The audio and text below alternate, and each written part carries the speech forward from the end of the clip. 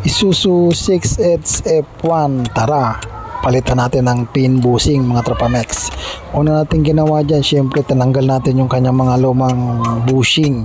Palo-palo lang ginawa natin dyan dahil wala tayong press mga Tropamex. Let's go!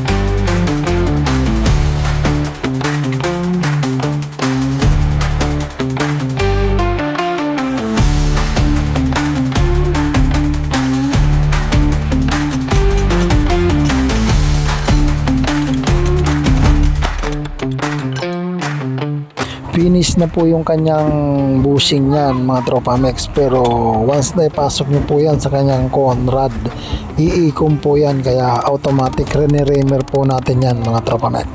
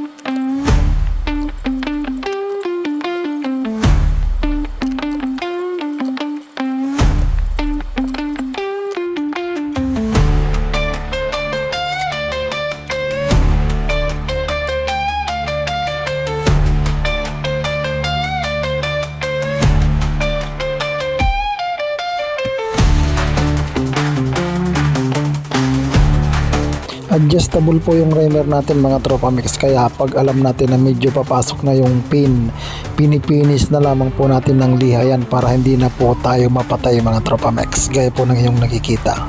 Kailangan mga Tropamex medyo may sabit po yan, gaya po ng iyong nakikita. At isa na namang thank you mga Tropamex, palagyan pa naman po dyan at pa-share na rin.